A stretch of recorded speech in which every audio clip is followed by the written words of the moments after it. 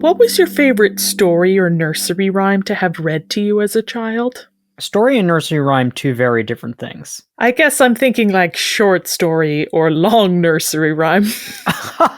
You remember the epic of Humpty Dumpty? Well, I guess long as in more than 10 seconds. Each chapter is from the point of view of a different king's horse or king's man. Or king's man. I mean, honestly, I think what we've talked about on the podcast before, but I loved having read to me, there's a monster at the end of this book, the Grover book. I just was enamored in the way my dad told the story. Just every time I was on pins and needles about what was going to be at the end of that book, you know? Yeah. You didn't know if there was going to be a monster at the end? Like the way my dad told it, it invited doubt that the ending would be the same every time, you know? Though, what if this is the time? It's a different book.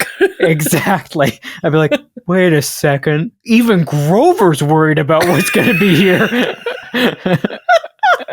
And then actual Grover kicked down the door of your bedroom and burst in. It's true. And he said, "Don't do it! It's Grover Cleveland!" And then Grover Cleveland The with real fiery monster. eyes, a spirit, yeah. Welcome to Butter No Parsnips. Every week on Butter No Parsnips, your hosts Emily Moyers and Kyle Imperator take you on an adventure through the weird, wacky, wonderful, and sometimes even wicked world of one wayside word. Strange characters, delightful bits, and general joyousness abound. Join them as they test each other's etymological expertise.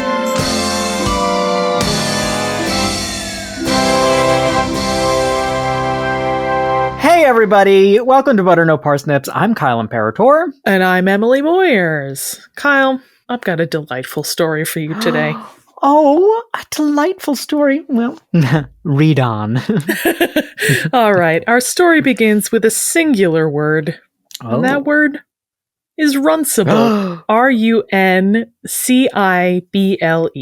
Runcible.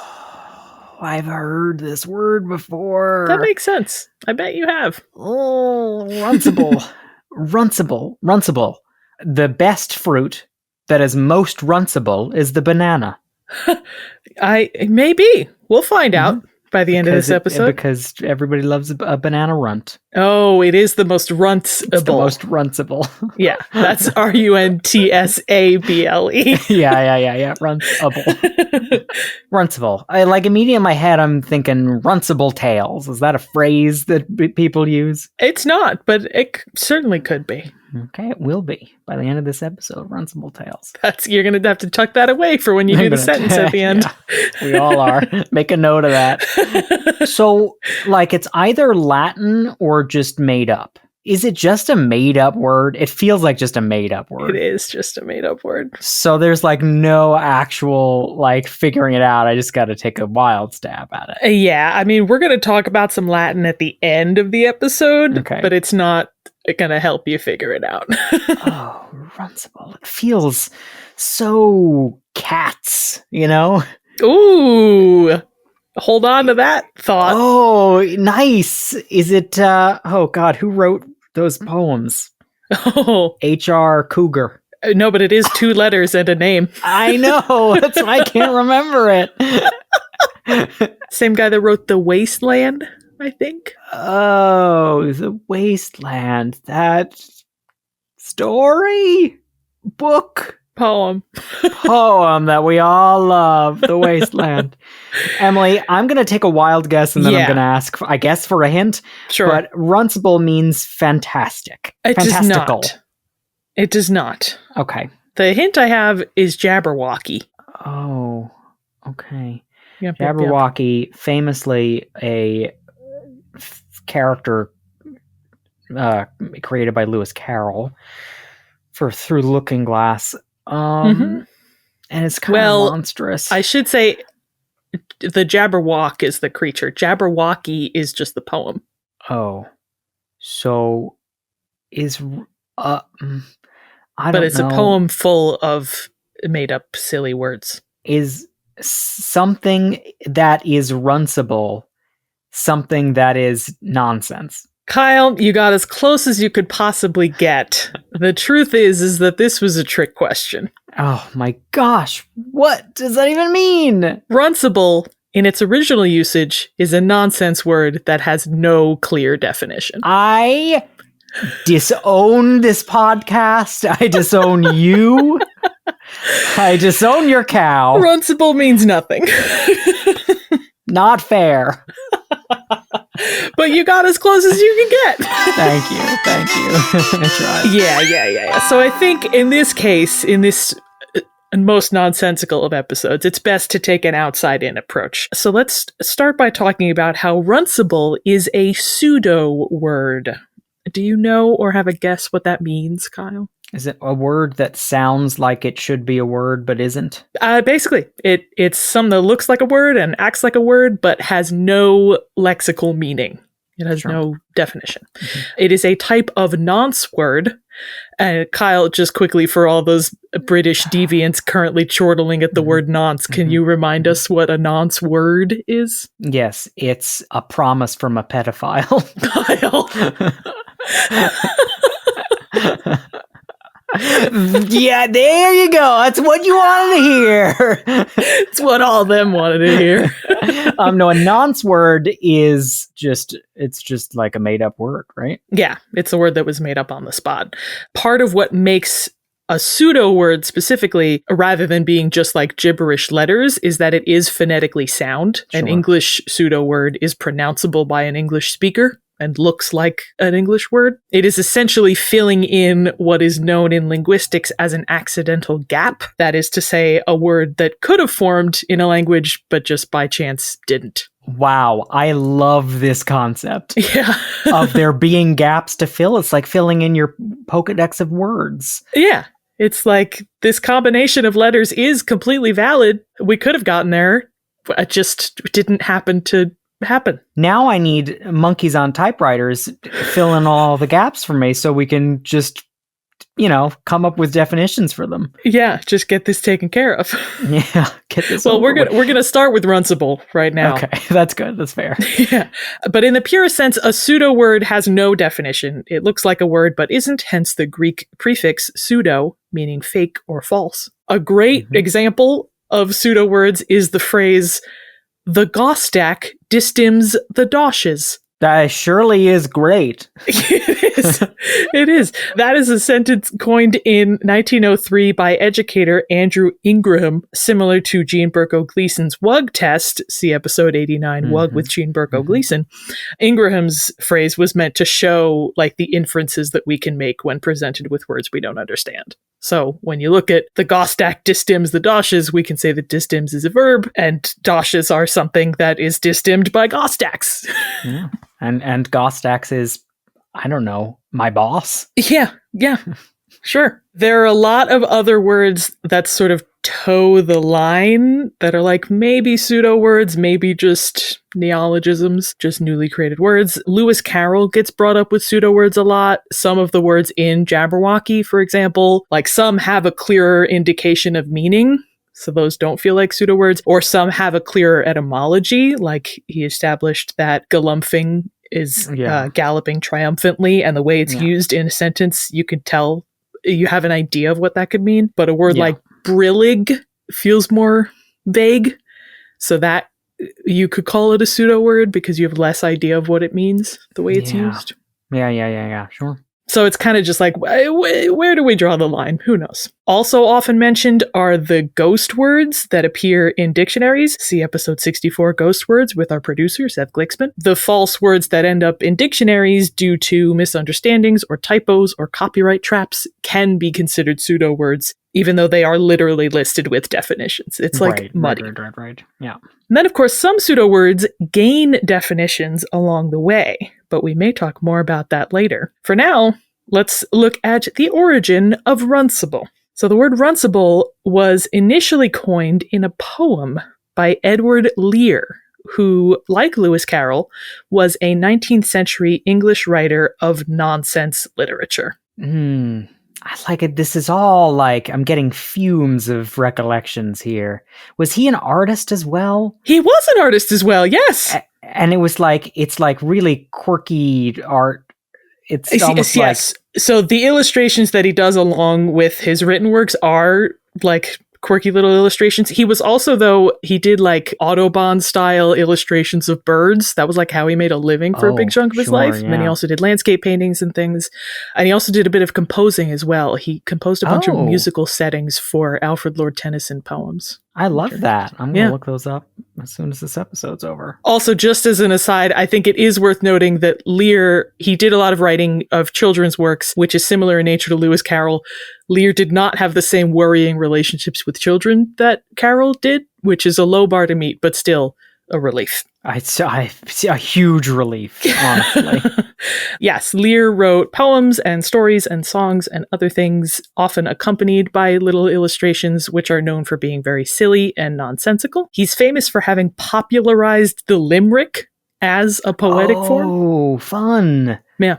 Wow, we have him to thank. Him to thank, and him to thank for the sort of style of limericks. I have a couple here if you would like to hear. More than anything. Yeah. So he one of his first like books of poems was just like 100 or more limericks that were all very similar. I have an example of one. There was an old man of Corfu who never knew what he should do, so he rushed up and down till the sun made him brown, that bewildered old man of Corfu. Wow, that's good. Corfu, is that a real place or is that a... I think it is a real place.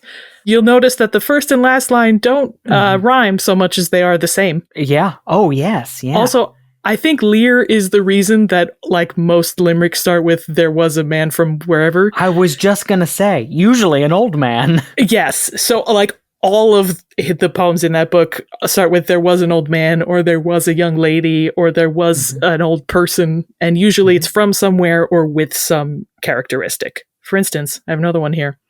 There was an old man with a beard who said, "It is just as I feared. 2 owls and a hen, 4 larks and a wren have all built their nests in my beard." You know, it's good because it's fun wordplay, but also like there's like a little character in there. Like I can picture him. I can. And picture the drawings, like every poem he wrote came with a little drawing, and the drawing sort of enhanced the humor of it because it was like, there's a guy with a big giant beard and a bunch of birds in it. Does he do... So the only limerick that I have memorized, now I'm wondering if it comes from him, is the one with the old man from Peru. Is that him? Or is that just a... There once was a man from Peru who dreamed he was eating his shoe. He woke with a fright in the middle of the night and found that his dream had come true. That's hilarious. Yeah. We do not have a firm answer for who wrote that poem, but it is sometimes credited to Edward Lear. I'll take it. Yeah, so Lear, like, they're not always like funny exactly, not funny haha, but they are always sort funny, of whimsical. Oh no. Yeah. They're like silly, particularly with the drawings. I, looking at it, would say it's very Shel Silverstein, and that's what I'm getting the feeling of. Yeah, notice, and the drawings are similar too. Like if you look at them side by side, it's like this is The one poem of Lear's that you might know, Kyle, is the one in which Runcible first appeared. Do you have any guesses for what poem that could be? Is it a famous poem? It is. It's like of the canon of like beloved old-timey children's poems. No, you're going to tell me and I'm going to slap myself. Have you ever heard The Owl and the Pussycat? Oh, The Owl and the Pussycat. Yeah, only because Stravinsky has a setting That's the one that you know. I listened to that one and it's bad. It's scary.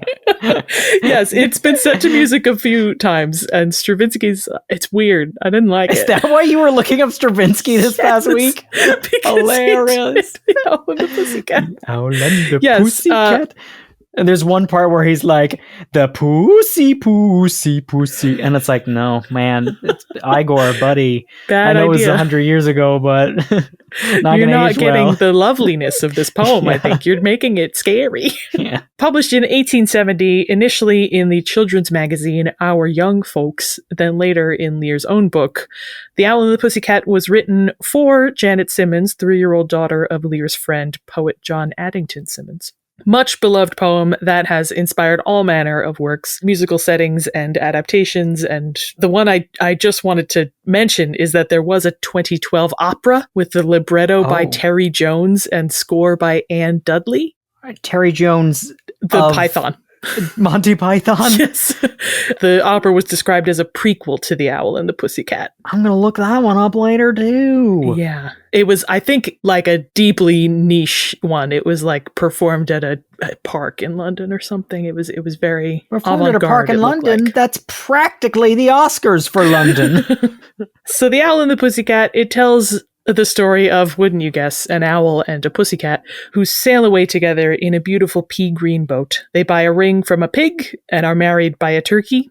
Classic wedding story. Classic wedding story. And the poem ends with them celebrating thusly. They dined on mince and slices of quince, which they ate with a runcible spoon, and hand in hand on the edge of the sand, they danced by the light of the moon. The moon, the moon, they danced by the light of the moon. It's a beautiful poem. It's really good. Even just that. It's a good lullaby sounding poem. I love that so much. Based on that context, Kyle, any thoughts on a possible meaning for runcible? They did what with the runcible spoon? They did what with the runcible spoon? They dined on mince and slices of quince. Which mince is like something that you do to food. That is not itself a food. Mince doesn't tell you what it is. So in London, mince, like mincemeat pies, mince is like a... You can just say mince to mean... Yeah, it's like minced fruit. It's not like mince, it's not meat. It's like a bunch of minced candied fruit, I think. Okay. So they were eating that and slices of quince, which is also a fruit. Which is also a fruit that and I don't think anyone's actually eaten since the 1500s. A runcible spoon, honestly, the way it sounds is I'm picturing like a cantaloupe spoon with the jagged edge. like a serrated or like a spork. No, like it's serrated. Okay, sure. That feels runcible to me. That feels runcible. Yeah. Well, Kyle, I got good news and bad news, I guess. Lear used runcible several times throughout his works. He was clearly very fond of this word. It's a good In 1872, he published a sort of like alphabet of animals, which were like very short verses with drawings of animals in nonsense situations. The letter D reads, "The Delamphius duck who caught spotted frogs for her dinner with a runcible spoon." And as you can see in the image I've just sent you, Lear has drawn the runcible spoon in question. I would describe it, for those of you at home that cannot see, I would describe it as a golf club, but with a ladle instead of the club part. Yeah, I would say really the only discerning characteristic is that the handle is long. Yeah. Other than that, it's just kind of a spoon. Seems to have replaced the duck's tongue. Yeah, it's in the duck's mouth, and then she's got a frog on the end of it. Delamphius, by the way, is another made-up word. Of course, has no meaning. Well, I mean, you've never seen a Delamphius duck, Emily? There. Well, I have now. I've seen this drawing of one. She's got a lovely bonnet. Little bonnet. For some reason, I don't think any of these other animals... Oh, wait, no, there's a hen that also has a bonnet. It's just so you know that they're women. That's it. Yep.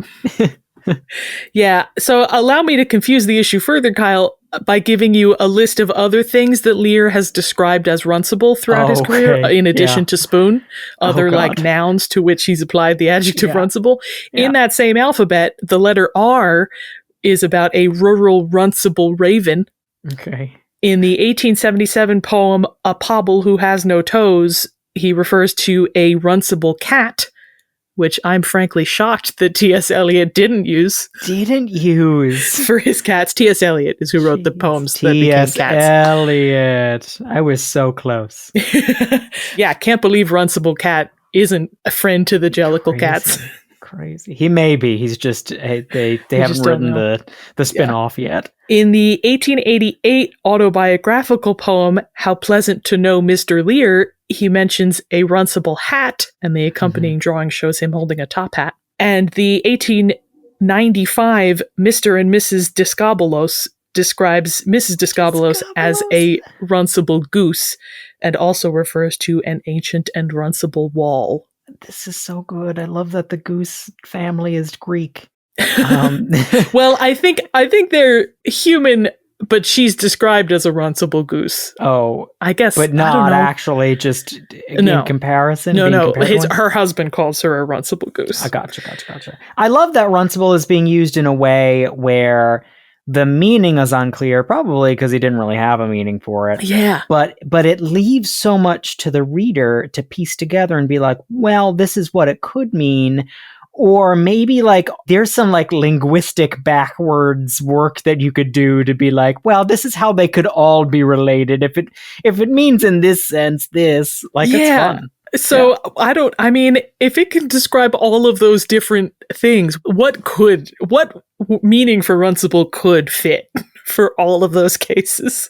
Marvelous. Sure. Just good, just an ameliorative. Or like radioactive. You radioactive goose. But, in a positive way. Affectionately. Yeah. So, Kyle, as you might expect, people have been trying to figure out what this word means for years. Mm-hmm. And in fact, in 1926, the question was submitted to the scholarly journal Notes and Queries, which basically seems to have been the printed forum that language nerds used before they could go on the internet to the English Language and Usage Stack Exchange. It's the same function. They just printed it and published it. I think the same people are using the Stack Exchange for now. Sure. So in the November 27th, 1926 issue of Notes and Queries, one Z Moon writes in to ask, in Edward Lear's nonsense rhymes, a line reads, which they ate with a runcible spoon. Can any reader tell me what runcible means? And 2 weeks later, not one, but two readers' replies were printed. Archibald Spark writes, a runcible spoon is a kind of fork with three broad prongs or tines, one having a sharp edge, curved like a spoon, used with pickles, etc. And his definition, just making something up. Okay. Well, his definition is corroborated by the reply immediately beneath it from H. Askew, which reads, Edward Lear uses the word runcible more than once. In that case, a runcible spoon may be one with prongs or teeth. Is this a jape? Are they like conspiring to change history? Are they in it together, Spark and Askew? Here's the thing. I could find no prior evidence of that definition, but they both wrote it in at the same time. Yeah. And from at least 1926, the term runcible spoon was used in other places to essentially mean a fancy spork. Wait, that's crazy. Yeah. Emily, that's insane. Did Lear ever describe it that way? No, he has a drawing of it in a duck's bill. It has no prongs. Did he ever draw it in a different way? No. That's the only drawing of it we have is the one with the duck. Stunned. Was the answers from Notes and Query that cemented in the minds of history? I guess so. But like now, literally, if you Google runcible spoon, you see there are like auction sites selling like antique sterling silver sporks. Wow. Yes, there are. Yeah. Yes, there are. Yeah. Why do we call them sporks? Runcible spoons are so much. I want to go into like a Boston market, if they still exist somewhere, and demand a runcible spoon. Yeah. So just as a note, hybrid utensils go back further than this. We've found versions of a spork going as far back as the 17th century. Wow. And around the late 19th, early 20th centuries, there were loads of different varieties of combination utensils. We'll talk about some more later. Mm-hmm. The spork has had loads of different names depending on the person trying to patent it and or the intended use. Ice cream fork was a big one. Oh. Obviously, in the context of ice cream, I guess being able to stab through like something that's really hardened. That's a pretty good use for a spork. Yeah. It is. Runcible spoon was often used in the context of fishing pickles out of a jar, because I think they would also have longer handles, like how Lear drew it. I feel like a fork would work fine for that. Well, definitions for the runcible spoon also mention that it had a sharpened cutting edge, because I think it was also used for like cutting and serving soft hors d'oeuvres. Oh, like cheeses. Yeah, something like that. It's like when you have dainty, like gherkins and cheese that British people love to put out. Yeah. Gherkins and cheese, also the newest British mystery cop duo. Yeah, for sure. Yeah. Who's the inspector and who's the sergeant of gherkins and cheese. That's really good. That's a really good Who's question. in charge, you know? They're both the Watson, but they both think the other is the Sherlock Holmes. So they're always like, who's boss? they're always like trying to lead the other person to the answer. They're always both hanging back. Yeah. Hey, what do you think about that, Gherkins?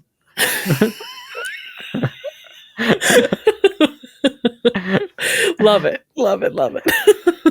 Kyle, speaking of that sharpened edge, which evidently gherkins and cheese don't have. I have All spoon.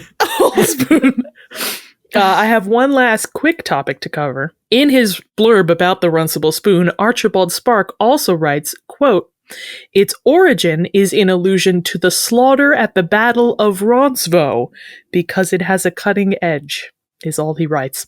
Wait, Lear writes that? No, Archibald Spark in Notes and Queries. Spark. Wow. Yes, when talking about the spork meaning. Right.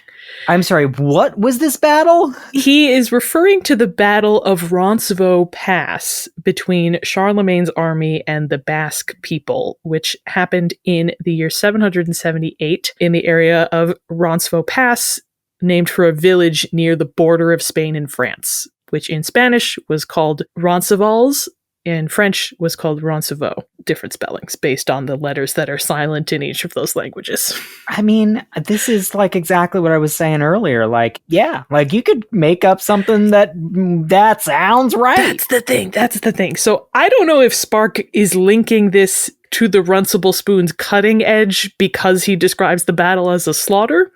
I was trying to find the etymology of that place name. There was nothing definitive. I think between like the French and Spanish roots, it means Valley of Thorns or Brambles, which do cut, I guess. Absolutely. Yeah. Mm-hmm. But like to your point, other possible etymologies have been suggested. But like this one, it's always just people saying like, this could line up. I have no evidence, but it fits. I'd like to think the armies in that battle used bayonets, but instead of knives at the end, it was sporks. Sporks, yeah. Yeah. So there is an 18th century English word runcinate, runcinate, used in botany to refer to leaves with toothed edges, like serrated edges. Sure, yeah. It derives from the Latin and Greek words for a carpenter's plane, that like blade that they would use to flatten out Was wood. I close when I said that a Runcible spoon would be a serrated spoon?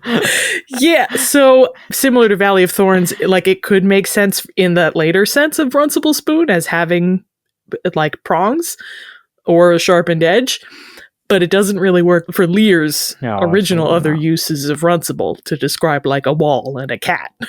Well, listen, he says that. All right, let me pull up the text. This Delamphius duck, if that's her name, caught spotted frogs with a Runcible spoon. Like, you don't catch frog. Like, well, she can you're scoop not catching things with it.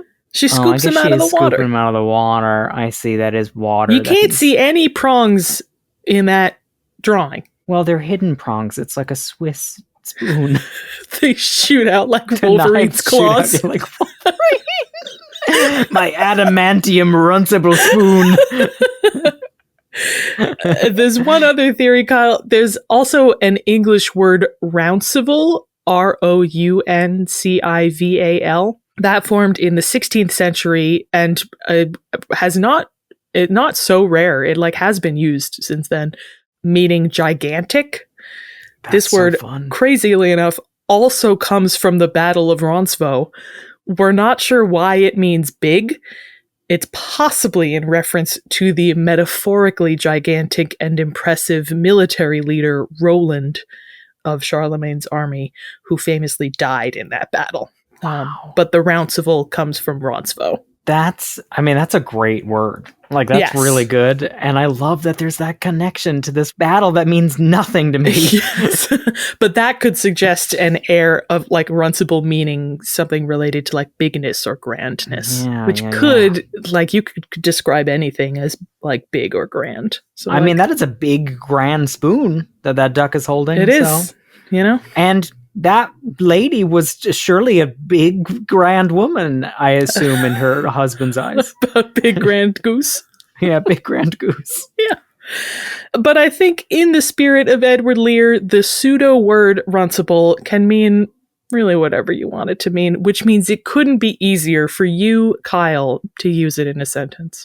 I'm Emily. It couldn't be easier. And watch, it's just going to flow from my like tongue. Water. Like water filled with spotted frogs. Yeah.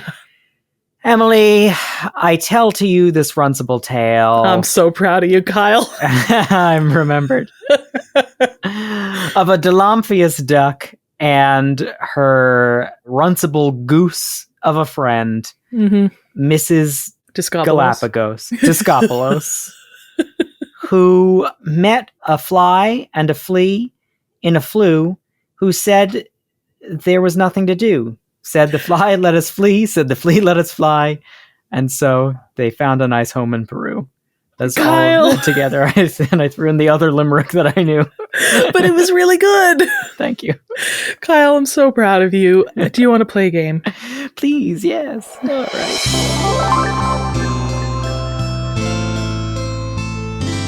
Kyle, the game I have for you is called Would You Kindly Pass the Spork? Oh, thank you.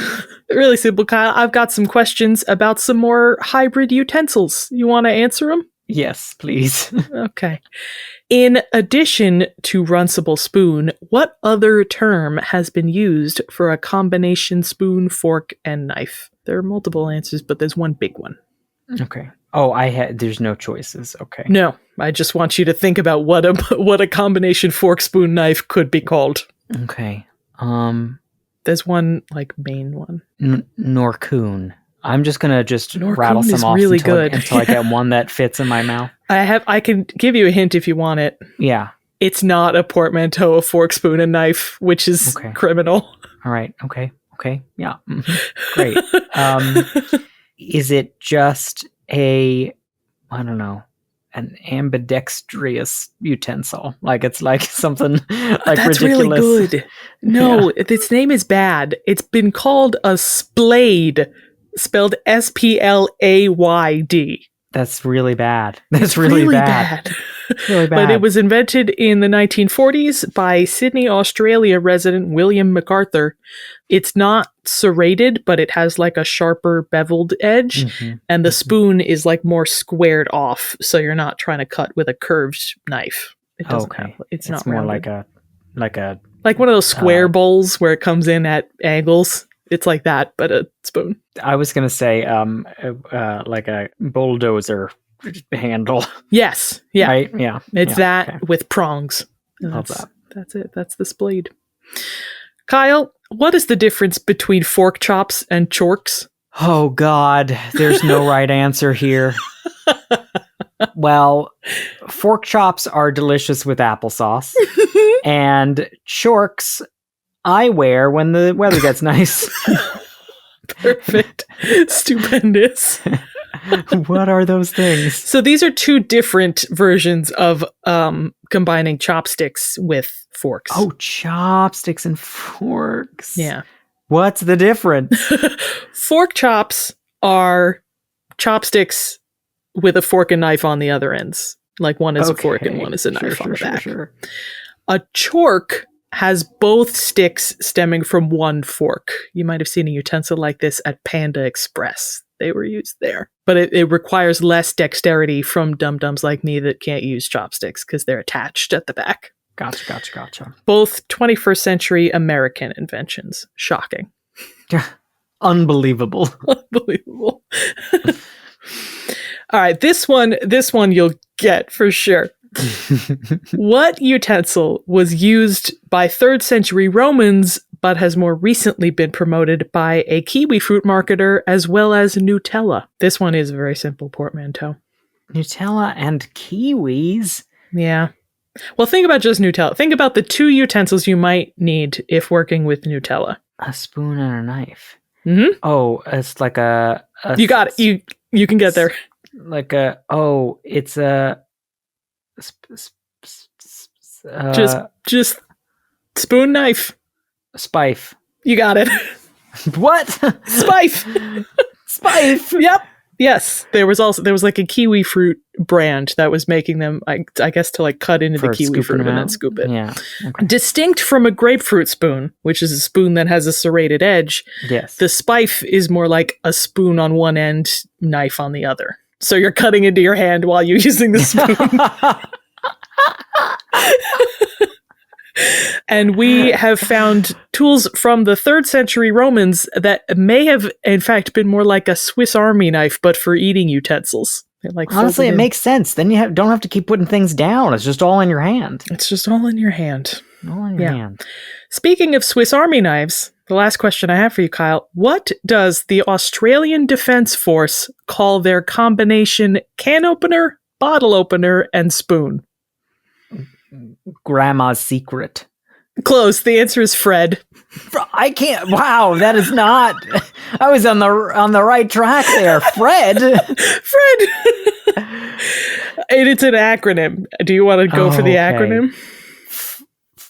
Pharmaceutical with That starts with a P, buddy. Pharmaceutical retirement equals delicious. Absolutely. You got it. So officially, Fred stands for Field Ration Eating Device. Sure. More colloquially, it stands for ridiculous eating device. Amen to that. Invented in the 1960s and apparently still issued. Incredible. That is, I mean, let's patent that thing. Let's get that worldwide, baby. I'll buy a Fred. I'll buy 2. Kyle, that was a very silly episode about Runcible. Yeah, I've learned so much about utensils that I'll never use, and now I want to remember why I looked into Edward Lear and how much I loved him. He just seems like a wonderful man. Yeah. Just the best parts of Lewis Carroll and Shel Yes. Silverstein before either of them. Well, I guess Lewis Carroll was around first, but still, I love it. Emily, what a fantastic Runcible episode today. Thank you so much, Kyle. All of you at home, if you agree with me, please remember that you can watch us on YouTube at Butter No Parsnips. You can find Butter No Parsnips on other social media, on Facebook and Instagram at Butter No Parsnips Podcast, and on TikTok at Butter No Parsnips. And if you liked today's episode, consider giving us a 5-star rating or review wherever you heard us. And if you really liked today's episode, consider donating to our Patreon at patreon.com/butternoparsnips. Donating $5 or more gets you exclusive access to Buttered Parsnips, our Runcible After Hours podcast. So Runcible. Thanks so much to all of you. You help us make what we make. And with that, I've been Emily Moyers. And I've been Kyle Imperator, and this has been Butter No Parsnips.